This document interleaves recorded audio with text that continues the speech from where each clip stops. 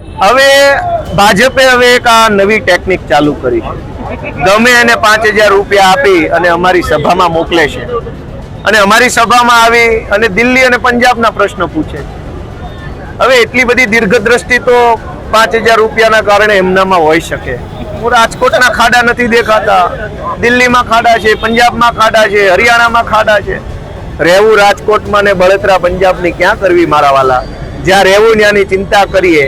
આપણા ગોદડા પલ્લી જાય તો ગામના ગોદડા બદલવાની કોશિશ ન કરવી જોઈએ. એટલે એ ભાઈને ભગવાન 100 વર્ષ નો કરે ને આમ નામ બળતરા કરતો રહે એવું ભગવાનને હું પ્રાર્થના કરું. મુખ્ય રણનીતિ શું રહેશે રાજકોટની વાત કરીને ગુજરાત? રાજકોટ મહાનગરપાલિકાની કોર્પોરેશનમાં જનતાનું શાસન લાવવાનો સમય આવી ગયો છે.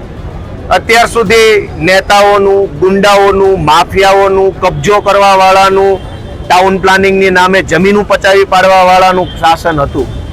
આ 2026ની ચૂંટણી જે મહાનગરપાલિકાની છે એમાં હવે રાજકોટની આમ જનતાનું શાસન, આમ જનતાની સરકાર બનવા જઈ રહી છે અને આમ જનતાના પ્રતિનિધિ તરીકે અમે સૌ રાજકોટની જનતાની સેવા અને મદદ કરી રહ્યા છે.